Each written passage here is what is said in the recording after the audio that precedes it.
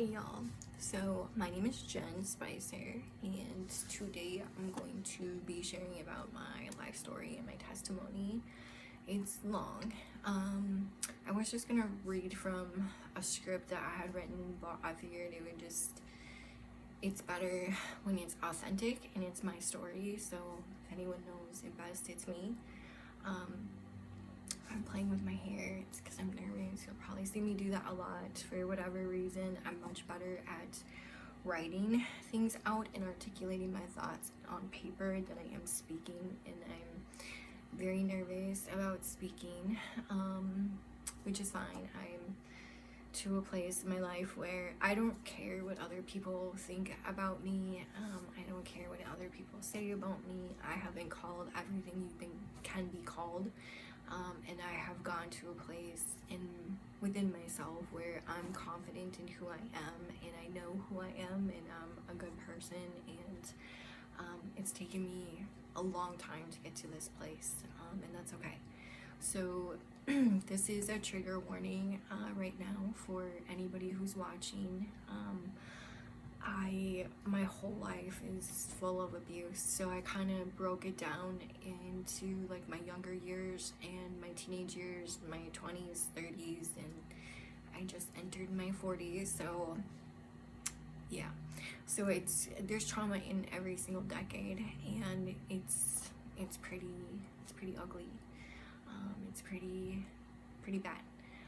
But the reason I'm sharing is because I have shared my story with other women, and the feedback and the responses that I have gotten are just like overwhelming, and I know that God kept me alive for a reason, and that was to share my testimony, to bring hope and encouragement and love and light, that whatever you're going through, if I can get through it, you certainly can as well. So I'm gonna start out, I'm gonna try not to drop names. There's some people in my life where I've gotten permission, blessings to share, and but others for just my own protection and like my kids' protection. If you know me or were in my life at any point, you'll probably know who certain people I'm talking about, and it's honestly just, this is part of my story, and this is things that happened to me, and so there's no other intentions other to literally bring hope to people. So I'm going to start with my childhood. I was born in Grand Forks, North Dakota, to my mother and father, Patricia and Todd Spicer. I have an older brother. I'm the baby in the family. Him and I are 21 months apart. My dad's side of the family, they were very spiritual. They believed in Jesus. My grandmother and grandfather, they talked about God a lot. My grandma was very active in her church, which was Baptist. She never left her house without a Bible. There was a lot of love there. I have a lot of aunts and uncles and a lot of cousins. My aunts are no longer here, they've all passed away, but my uncles are still alive, and there's a lot of amazing memories with them and a lot of love that was given through my dad's side of the family. My mom's side, she's the only child. She's an immigrant from Germany. My grandmother is 100% German, and she grew up in World War II. She used to serve Hitler flowers as a child, so her life is much different than mine. She married my grandfather, who adopted my mom, and he's in the military. So my grandma got a green card and came to the United States with my mother. They traveled all over the world, but so anyways, it was just my mom as a kid. Growing up, and she had my brother and I with my dad. They were married until I was 8.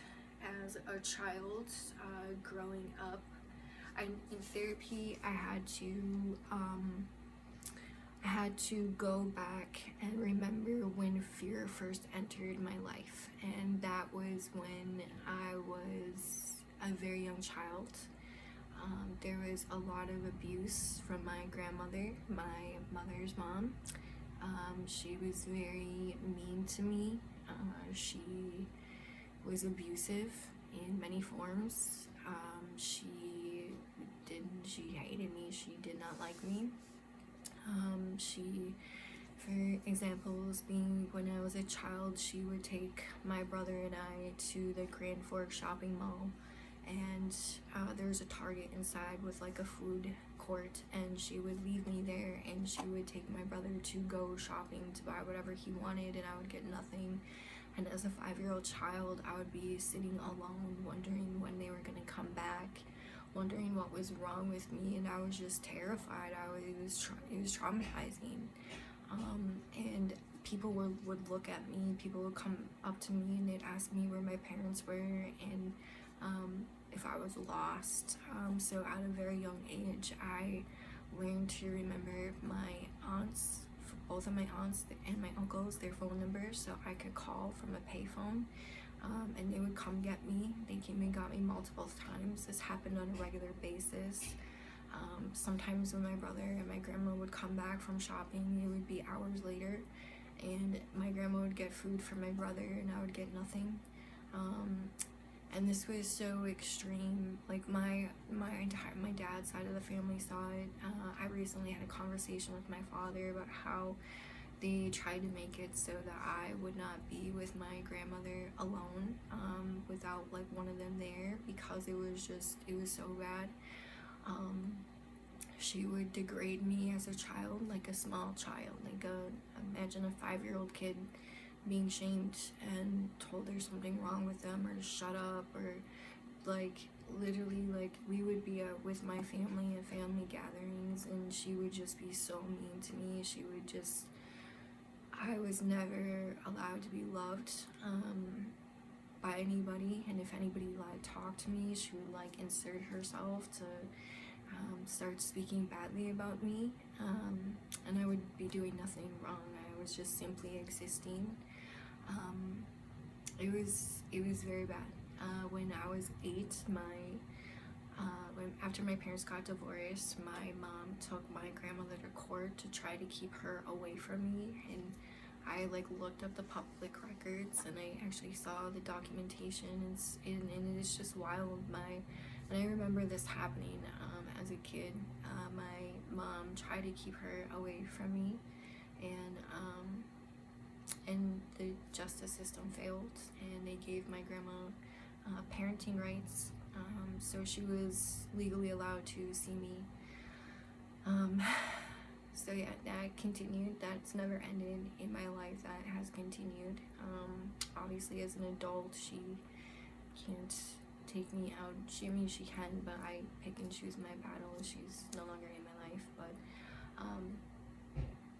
so like backtracking, as a child, like I grew up with my parents who were divorced. My dad taught me how to hunt. He taught me how to fish. We spent a lot of time hunting and a lot of time fishing. So I learned a lot of things from him, and my mom worked a lot, so my brother and I were babysat a lot by family and cousins, and just we like, mostly on my dad's side, there was a lot of people who kind of stepped in to make that village. My dad also taught me how to fight as a kid. My brother got bullied really bad.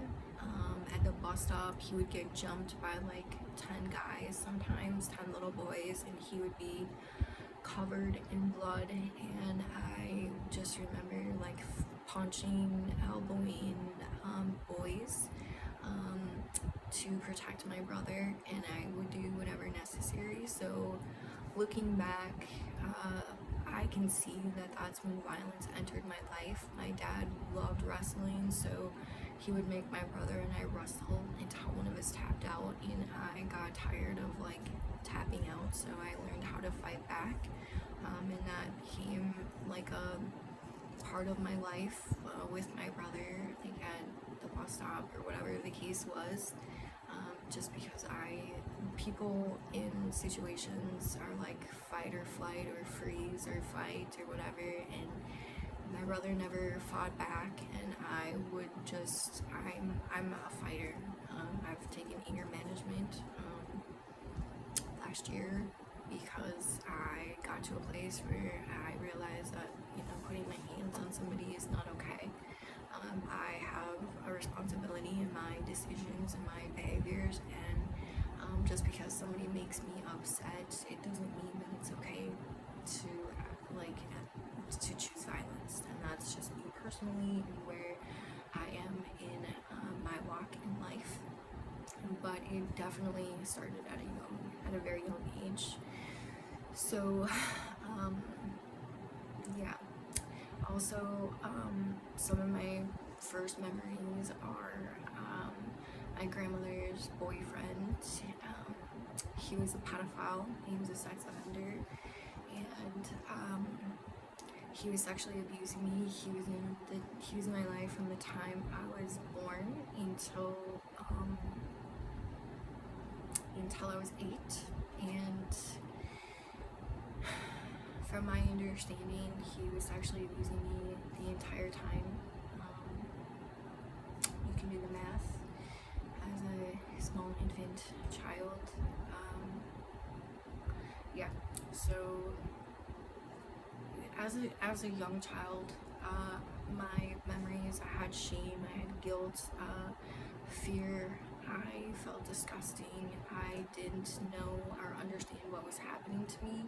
I used to tell my mom and my grandma that like my private part hurt because I literally could not go to the bathroom. I was in so much pain. At a young age, I also felt like, why is God letting this happen to me? I would cry out to God all the time, and I would ask him, why, Lord, why? Like, if you're real, make this stop. And it just wouldn't stop. So I had this like subconsciously, I did not like God. I was very like disappointed in God for the things I was going through. And some good memories that I have as a child. I was very close with my cousins and my aunts and my uncles, and we just would have the best times ever. As little kids, we'd have sleepovers all the time. My aunts were almost like my mom, like my mother to me. My cousins were like my best friends, and I looked up to my older cousins so much. And my older cousins are who came forward. They were sexually abused by my grandma's boyfriend one night, and they're older than me, and they came forward, and them coming forward stopped the years of abuse that I had been going through.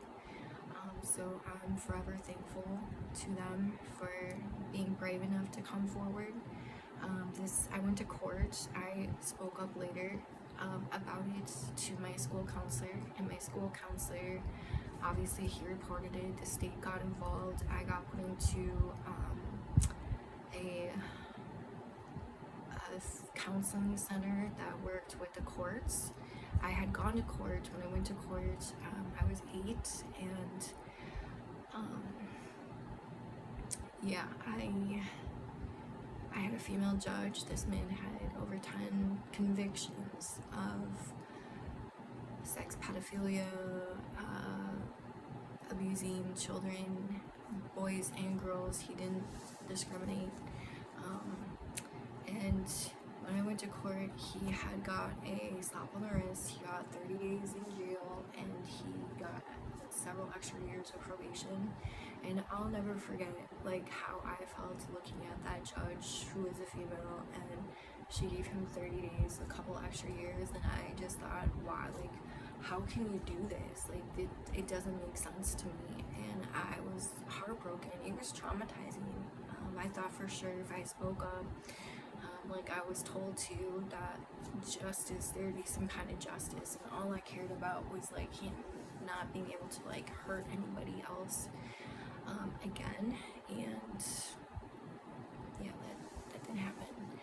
I saw him a year later at the Shrine Circus, and he had a little boy sitting on his lap, and I just remember I was so disappointed. I was so sad, and I looked at that little boy, and I just remember thinking, I'm so sorry that I was not able to save you from this man. And I like took that on myself internally. I think, like, I don't know. That situation also taught me that like it didn't teach me. I was like, lies came in, deceit came in of like speaking up doesn't matter. It doesn't. I'm not gonna be heard. So the reason why I think it's important when you share like your life story is because for me personally, there's a lot of trauma in my childhood, where like a normal childhood, there's not any abuse, and you're loved, you're nurtured to become your best self. And I didn't really have that. I had that on my dad's side. But when I was 10, my mother moved us to Minnesota, my brother and I. My parents got a divorce when I was 8. And that same year, they separated on my birthday. And my dad left the house on my 8th birthday. And I thought it was my fault. And so I had a lot of doubt. I had a lot of insecurity as a child. I had shame, I had guilt, I had fear, there was abuse, and it looked in a lot of it looked differently. I didn't understand it. Yeah, it was just not your typical childhood. So like I said, I looked like this normal little kid playing outside, but internally I was really dying on the inside, and trying to figure out where I belonged. So yeah, after my parents got divorced, my dad, he was in recovery. And I just want to, before I share this information, I have talked to my dad about this, and he knows that I am sharing it. And him and I've been able to forgive my dad, and him and I talk regularly. I harvest no bad feelings towards him. I learned about forgiveness, and he is also a believer in Jesus, and he took responsibility for his actions, and he apologized to me, and we have been able to move forward in our relationship. But after my parents got divorced, my dad, he was in recovery, and he wasn't drinking. After they got divorced, my grandpa died also when I was 8, my dad's father, and he was an amazing man. He was full of love. He was just, there's no words. But so he died shortly after my parents got divorced. My dad was drinking, and we would stay with him like every other weekend. He had a girlfriend, and my brother would sleep in his bed with him, and since I was a girl, I would sleep on his pull-out bed in his living room, like pull-out couch. And one night he came home drunk, and he climbed into bed with me, and he was calling me his girlfriend's name, and I could smell the alcohol on his breath, and I basically just went numb. I was in counseling at the time for being sexually abused, and my dad like jumped into bed with me, and he didn't rape me, but he did sexually assault me. And I just,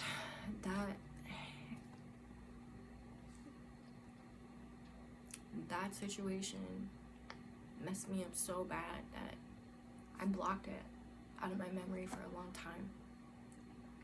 I never told anybody about it until I was 16. Yeah, it was very traumatic for me. I think my brain just like disassociating. I'm pretty sure I did that. But so shortly after that as well, my dad he remarried, and my stepmom, she was really terrible to my brother and I. She would torture us however she could when we were there. She would, like for dinner, she would starve my brother, and she would overfeed me, and I wouldn't be able to leave the table until it was gone. So I would be sitting there until I had to go to bed. It was really like Cinderella. It was really bad, really bad. Eventually, they got divorced, and my dad went on like a high-speed chase, and it was all over the paper. He ended up going to prison, and when it was in the news, like Most Wanted, Todd Spicer, and he was on a chase for like 2 days. My aunts had to hide us out because my mom was on a vacation in New York, and it was just really bad. So my dad, he went to prison for that, and that was when I was 10, and when that happened, I was 9. My mom moved us, maybe I was 10, moved us to Minnesota, and I remember coming to Minnesota, and I was like, okay, like I can leave all my secrets in the past, and I can just have a fresh start, and nobody knows me. I've always had like a lot of friends. I've always been popular in school. I never asked for it. It just has come to me. I don't know, but it just has. So when I moved to Minnesota, I was the new girl. I had a lot of friends. I had, yeah, I had kind of created this facade of not who I really was, because I didn't want to really address my past or any of that, and I was honestly just really young too, and I didn't understand it all. But so I grew up after that with just my mom and my brother and I here in Minnesota. School I took very seriously. I liked my friends. I was in dance. I started ballet, tap, and jazz at the age of 3, so that was like my passion. As a kid, I remember like all my family would get together to come watch my recitals, and it was like the one day out of the year I felt so loved and special. And yeah, it was just the most exciting thing for me. It was my outlet, dealing with all of the abuse and trauma that was going on in my life. So yeah, basically when I moved here, everything was good until junior high for me. Like my dad in a situation, so like my mom got me away from my grandmother, so there was that, and which was good, but I was still like emotionally being abused and mentally, like from a distance, from a different state. But like my dad was in prison, and he wrote me letters, and I remember like having a really hard time when people would ask me like, where's your dad, and I'd be like, he's in prison. And it was just, I don't know, something that I struggled with personally, like being okay with it. So I didn't really talk about my dad very much, but my mom, she worked a lot to provide for my brother and I, to support us, and I recognized that later in life. When I was younger, I think I was really just like angry that she wasn't really there, which allowed me to get into a lot of trouble. So enter junior high. I started experimenting with marijuana and alcohol. When I did that, I remember the first time I got high, and I was like, it was just wild. Like I was able to turn all these racing thoughts off. And the first time I got drunk, I was able to it was like an escape from my brain and myself, and yeah, it wasn't good, but yeah, so I started experimenting with that, and I started using that as like a scapegoat in my life, and it worked. I was still in therapy from all of the abuse that I had gone through, and my depression really started to come to fruition at this point. I really disliked myself. I had so much trauma, so much pain. I hated God. I wanted nothing to do with a God, if there was a God.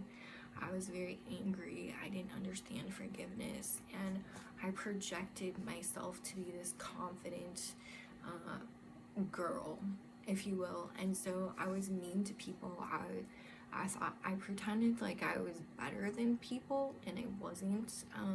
Deep down, if you knew what I was going through, you would understand that I was projecting myself to be this way out of my own insecurity and my own pain, because for whatever reason, like, making myself feel like I was better than people, like, made me feel better about myself. Like, it's really sick and twisted. So if anybody from my high school or junior high or elementary school even is watching this, and I have not gone to you personally and apologize for being an asshole, hear me loud and clear. Like, I am sorry. You never deserved any of it, and I was really insecure with myself, and I am sorry. Please forgive me. I mean that from the bottom of my heart. I have personally, people have been placed in my life at different times, and I have apologized to them openly for how I treated people and the way I portrayed myself, and I genuinely mean it. If I'm just sorry. So anyways, I portrayed myself to be something that I wasn't, and yeah, I had lots of friends, and I felt like I was like seeing people like use me for popularity, or to hang out with guys, or to hang out with things, and I was betrayed by friends, and it just, I got sick of school. I got sick of like people being fake around me all the time, and just, I don't know, like, it bothered me. It bothered me a lot. I have never really been a follower. I've really just kind of been myself, and maybe when I was younger I might have been more of a follower, but I certainly have not been like really that much. I really just kind of been my own person, which has gone good ways and bad ways. But anyway, so yeah, I had a great group of friends. Kind of when things really kind of got bad for me is when I started experimenting with more drugs, and like ecstasy, mushrooms, opium, black tar opium, and like a lot of my guy friends were selling it, so it was like at my fingertips if I wanted it, and it really became a part of my life. I had a lot of boyfriends. I had one serious boyfriend, like from middle school and a little bit of high school, and that was like my first heartbreak, and that happened my like sophomore year, going into my sophomore year, something like that. And so I was like, I was so broken. I was heartbroken, and I was numbing with like drugs and alcohol, and my friends were too. We were all partying, and it just got me nowhere. It got my depression to hit like a very low. I started dating a guy in high school. Like, I think we had dated for like a week, and we were at a party, and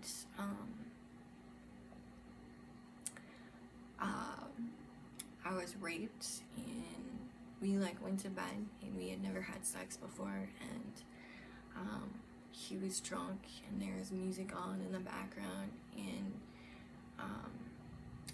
like things started happening, and he held me down, and I was like yelling for him to stop, but nobody could hear, and I just like kind of disassociated, and I realized that like the more I tried to get away and the more I yelled for help, like the worse it was for me. And so I just went numb, and I woke up in the morning, and one of my friends was there, and her and I went to the bathroom, and I told her immediately what happened, and I broke up with him that same day.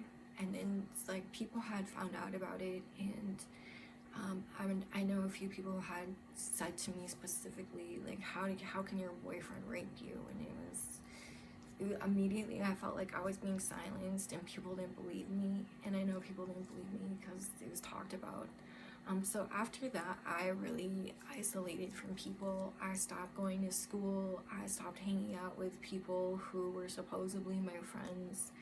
I really just wanted nothing to do with a bunch of the people I was in school with, and yeah, I changed my friend group. I stopped hanging out with people in my grade. I started hanging out with older people. I was going to more parties, and things continued to escalate. I had gone through just so much in that time. So basically, shortly after that, there were some instances where my older cousin, she had come to live with my mom for a little bit, and she was having an addiction, and she was 21, so she was able to like buy alcohol for me and my friends, and I was in some situations. I was like a 14-year-old where I was at some parties I probably should have never had no business being at, and I was sexually assaulted a couple times, and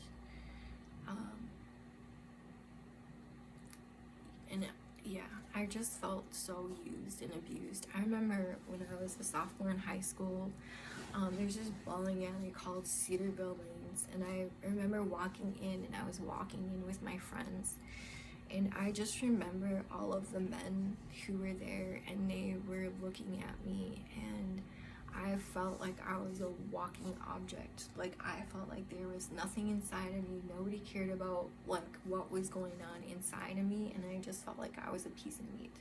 And I'll never forget that experience. Like, that day, it was almost like an out of body experience that I had, and it just I didn't like it, and I guess I didn't understand it. I understand it now, but like then I didn't understand it. So basically, shortly after my sophomore year, I had also, after like the rape and after all of that, I got really sad. I got really, really sad. And I felt like I couldn't go on anymore. I felt like I should be dead, and I just didn't want to live anymore. I was tired. I was exhausted. So one day, my brother stayed home from school, and my mom was at work, and I couldn't stop crying. I had stayed up all night. I was crying, and I was supposed to be in school, and I didn't want to go to school, and I didn't want to see people. I just didn't want anything to do with people anymore. So when I went to school, or I didn't go to school, I stayed home, and I'll never forget, I asked my brother if he had any ibuprofen, and he gave me a full bottle. It was not open, and I swallowed every single one of those pills. My brother came upstairs when I was swallowing my last one, and every pill that I took, I was crying and crying and crying and crying, and it was like, it got harder and harder to swallow, and like more tears were flooding down my face. And so my brother knew. He gave me a whole bottle. He didn't even have to ask. He just knew, just looking at me. He called my mom right away, and my mom said, take her to the hospital, I'll meet you there. And holy cow, I tell you what, my brother I don't think he ever drove so fast in his life, and he put me in his car, and on my way from my house to the hospital, like my body went numb, and I like could no longer walk or move, and I just remember crying. And I don't really remember much after I got there, except for I had to drink black charcoal, and I just remember coming to and going in and out of consciousness, and I got put on a 72-hour hold in a psych ward.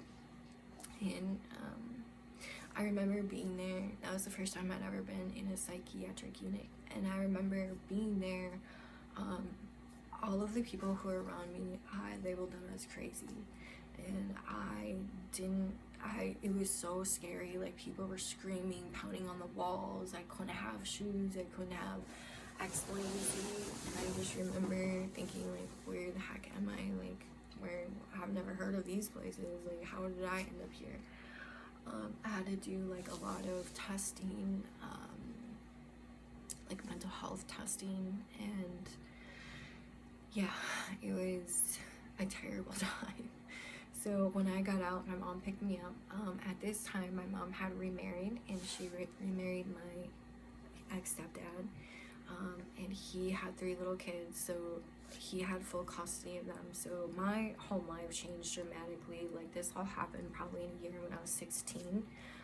They started dating, and he moved in, like, I think after a month or two. So I now had to like share my home, and my brother had moved out of the house when I was 16 as well. So this happened to all this stuff happened. Like, it seems to be like a theme of like a lot of stuff happens at the same time. I've realized ages. So basically, I got out of the hospital, and I told myself I'm never going back there ever again. And I just continued to do the same thing that I was doing before. I continued using drugs. I was partying. I remember telling some of my friends, like, I don't want to do this anymore. And I just didn't know how to stop.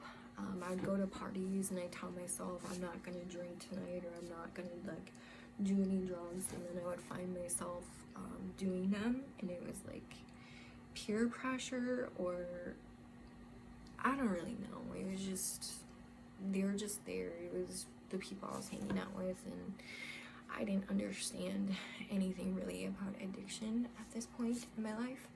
So yeah, things just continued to get worse. I ended up writing my dad a letter in prison, and he was an alcoholic, so I thought maybe he could understand, and I wrote him a letter about like me not being able to stop doing drugs, specifically ecstasy, and the letter never made it to him. I wrote it out, and then I had it in my bedroom, and my mom went through my bedroom one day, and she read the letter, and she sat me down, and she said, Jen, you need to get help. And I said, okay. Like, I admitted defeat. I knew that like I had already tried killing myself, and that didn't work. And in the meantime, like, so my old best friend, who is like family, like my mom took her in. She was friends with all my friends. We were like blood sisters. She had really betrayed me in some really shady, snaky ways, and I forgive her, but like at the time it was traumatizing. So my mom called her when I was drinking black tar, which I don't remember. I was unconscious. Like, I was awake, but I just don't remember it. But she took pictures of me drinking the black tar, and showed them in school. She showed them to my high school. So I was really in a place where I didn't want to be in school at all. Like, I didn't know who my friends were. I didn't really have any great friends, to be honest with you. I did to an extent, but like certain ones, it was just, they were like fake friends, which is fine, because I was not a good friend either. I'm just being honest and taking responsibility for myself. Some of my really good friends are friends from elementary, middle school, high school. A friendship has never ended. I'm very grateful for that. Okay, so coming back from the hospital, I like doing the same stuff, and just betrayal with friends. When my mom found the letter, I openly was like, yes, Mom, I need help. And so I went to treatment at 16 years old for the first time. When I went to treatment, I finally felt like, okay, I felt like I understand about this now, and I see how, like, addiction, and I see how I have a problem, and I learned ways to deal with them. I basically stopped talking to all of my old friends, and I created this like new life for myself in recovery meetings, AA meetings, and it just, like, life kind of changed for me. Circumstances still happened, like, that were unfortunate, but I really was just trying to be my best self. And I made a lot of new friends who meant the world to me. They were just amazing people, and hope wherever y'all are now in life, I hope that you guys are doing good and that you're blessed. So yeah, I really just changed my life. I did like a 180, and I stayed sober for 2 years. During that time, I learned who God is. When I was 18, my friends started in AA meetings and stuff like that. They talked about like a higher power and a God, and I think I used a doorknob for like the first year and a half. I'm not kidding. Like, it could be whatever you wanted, so that's what I went with, because I didn't want to acknowledge a God. And so I had a large group of friends, and we all hung out, and it was just, yeah, it was great. So they started going to Bible study, and when they went to Bible study, I saw them start to change. They had this light about them. They were happy. They had this glow. They had this peace. They had this, I don't know, it was new, and I had never seen it in them before, and I was curious. I was intrigued. I was like, whoa, what's going on with y'all? And so, anyways, to make a long story short, they would invite me to Bible study, and I'm like, no, I don't want to go. Like, but eventually I was so curious, I asked if I could go, and they of course said yes. And I remember my first night at Bible study, I asked a million questions, trying to like throw, his name's Mark, and he is just such an incredible man, and I'm so thankful for him, and his wife being in my life and witnessing to me and being a vessel the way that they did, because I really don't think it could have been anybody else. Because I was just so broken. So anyways, I gave my life to Jesus when I was 18, and I was searching, and God answered through a vision, through Mark. And I was asking God to show me for signs that he was real.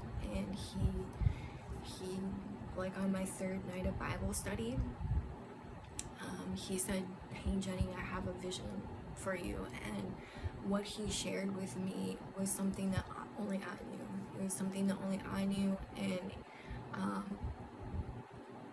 there's just no other way for him to say what he said, and for it to not speak to me, and to know that that was God answering my prayer.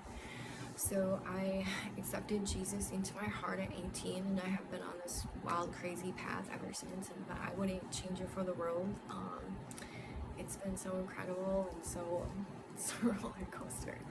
But anyways, so I did that, and then, man, I've got some crazy stories for you, but I wrote them out. It's much easier for me. I'm just trying to get through this. But okay, so when that all happened, and then some really interesting things happened around in the age of 18 as well. I got a roommate, and I ended up having to kick him out. In these meetings, I also met like some of my friends now to this day, like my boyfriend who passed away. I met him at 16 in a meeting. I had another ex-boyfriend I met in a meeting. My friend who I'm friends with today, I met her in a meeting. Like a bunch of people I met, so this is good. But so how do I get here?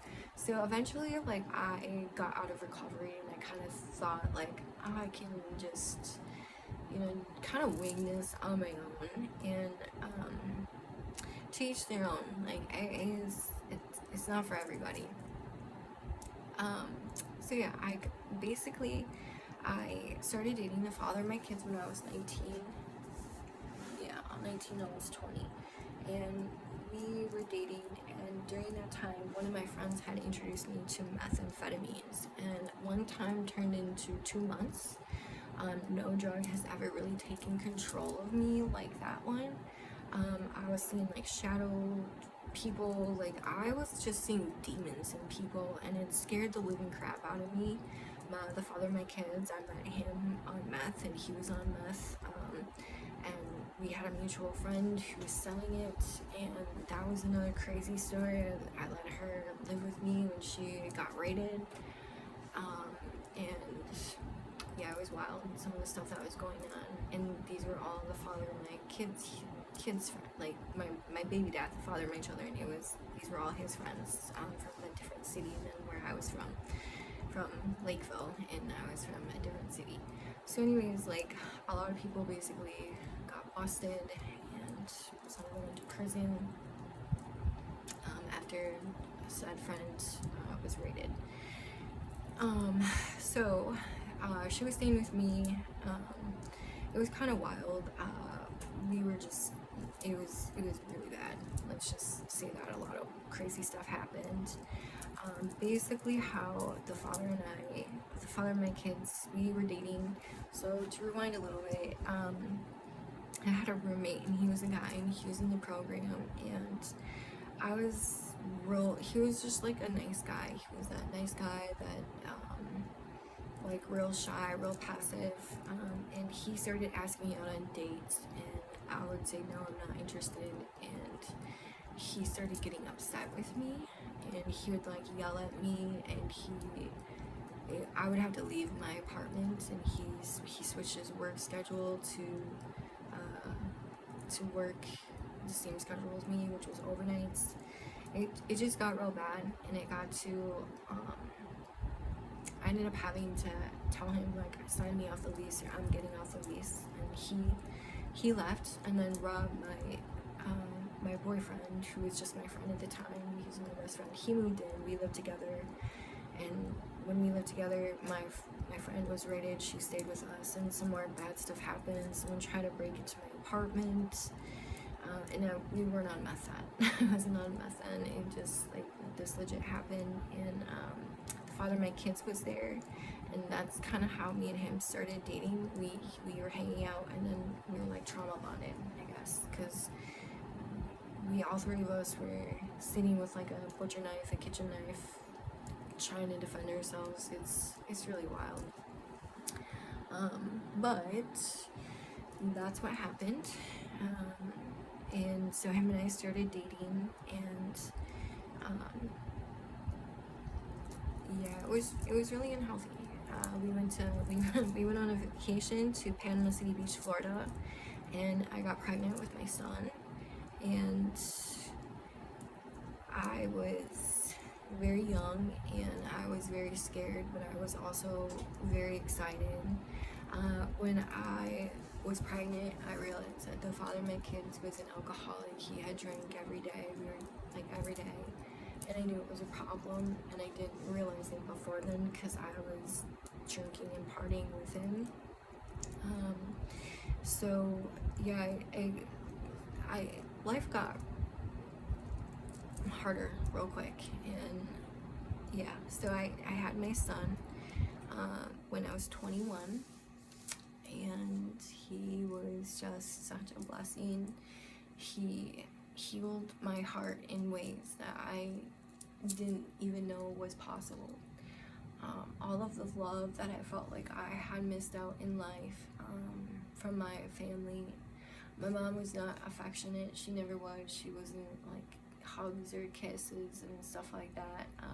That was like my dad's side of the family, who we lived in a different state at this point, and so I missed out on that love that I got from them. So when I had my son, it was healing old wounds for me. I was able to love him and express love however I could, and he just changed my world. He really did. He made me want to be the best person I could be. So yeah, we had him, and I was a stay-at-home mom, and I took care of my son, and then my mom ended up getting a divorce. When I was 18, things kind of got real bad between her and I. She kicked me out of the house like 2 weeks after I turned 18. I had no car, no job, and I went and stayed. I paid $250 a month to sleep on a couch in a trailer in Farmington. But it's okay because they took me in, and I got a job, and I eventually got a car, and I had some amazing people in my life who really helped me out. My stepfather, he was physically abusing his children. There's locks on the doors on their bedroom on the outside, and these kids just wanted to be loved, and I would defend them. At 16, the police were coming to my door and they were asking if there was abuse going on, and I would lie and I would say no, there wasn't, but the neighbors saw them getting picked up by their arms and like thrown into the house, and I just didn't know what to do. I didn't grow up with that type of abuse, so I was surprised that my mom like okayed it and she participated in it almost, and it just wasn't I couldn't do it anymore. So at 18, her and I got into an argument, and I told her if I saw him touch those kids, put one more hand on those kids again, then I was calling the cops. And she said if that's how you feel, there's the door. So I was kicked out, and it, I'm thankful that happened, because it taught me how to take care of myself at a young age. I mean, I was working at the age of 14 because my mom struggled financially, so in order to get certain things, I had to pay for them, and that's okay. But with that happening, I really had to learn how to take care of myself really quick.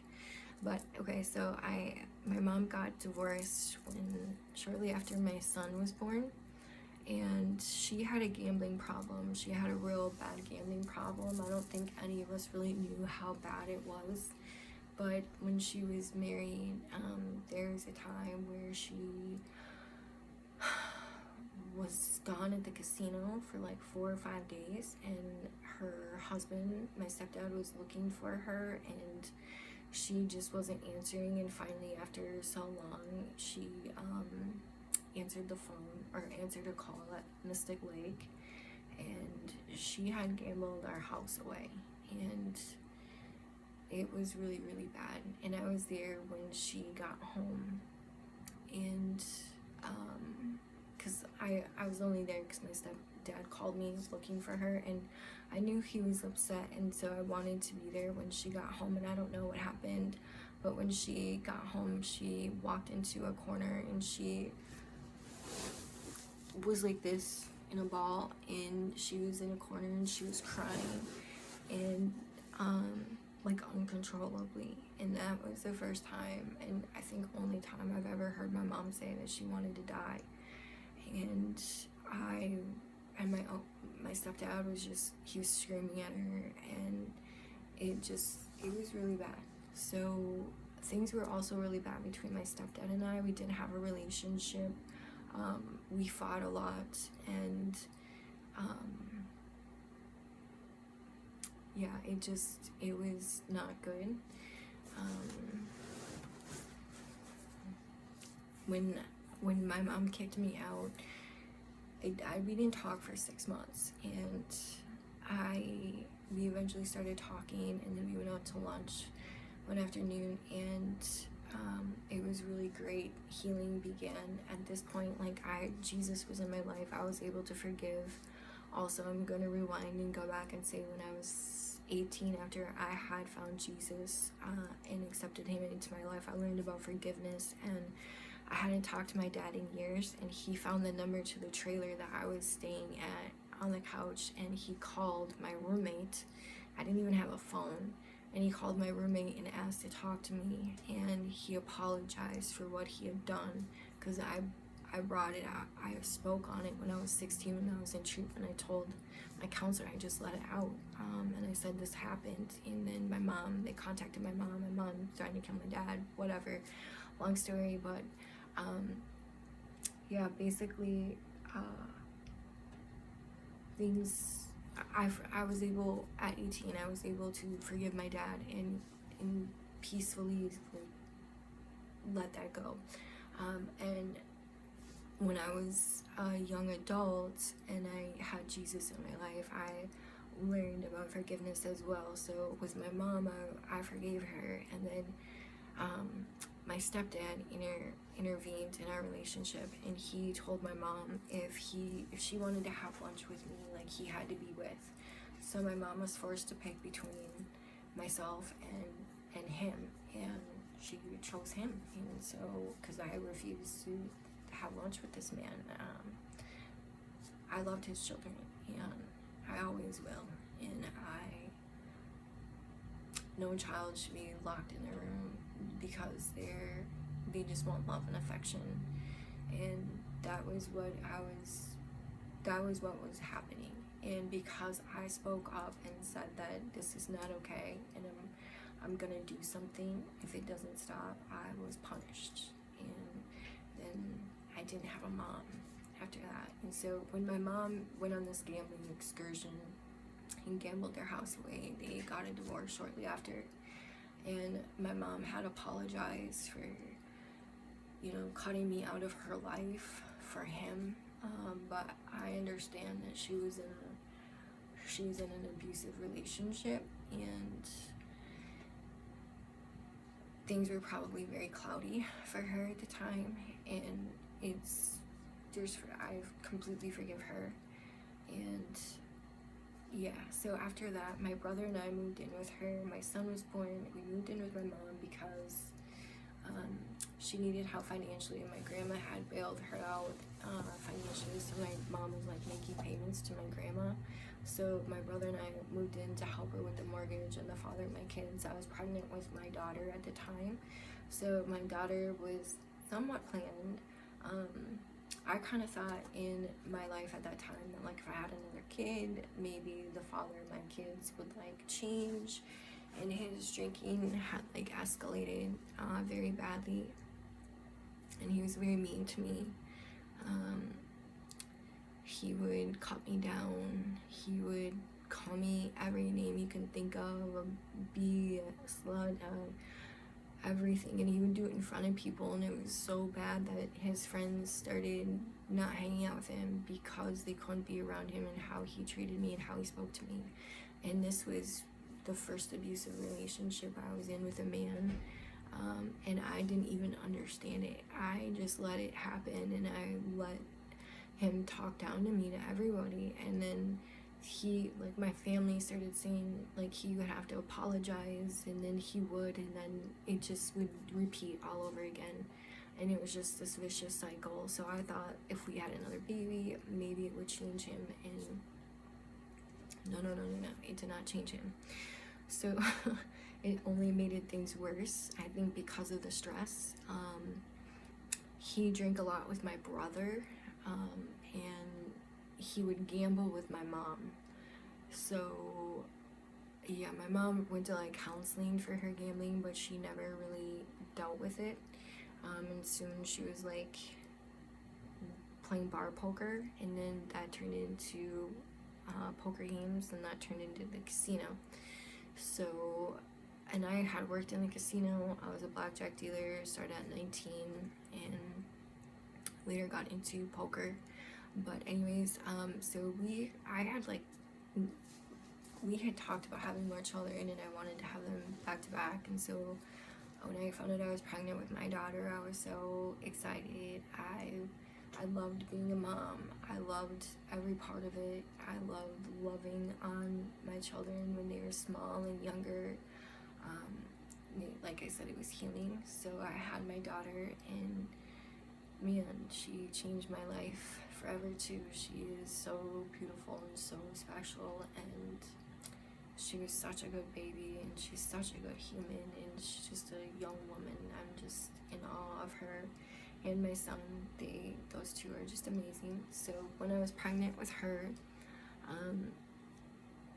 this was the first time I had been physically assaulted by a man, their father, and I'm not going to go into great detail except for that I almost lost my daughter, and because of the physical assault that happened. And my family told me, because I didn't know if I was going to lose her or not, and so I had told my mom, and my brother like got him off of me and out of the room. So he saw, but they were both drunk and they didn't even know what was going on. But my mom, when I told her in the morning, she asked if I was bleeding, and I said no. And she said, well, don't go to the hospital because he's financially responsible for you and the kids. And what are you going to do? Because I was really sick during my pregnancies and I couldn't work. I had a pump going through me 24/7 to stop me from puking. So I was like losing weight. I was undernourished, malnourished, whatever. So she told me not to say anything or call the police or go to the hospital or anything. And I wish I would have never listened to her, but I did because I had never been through this before.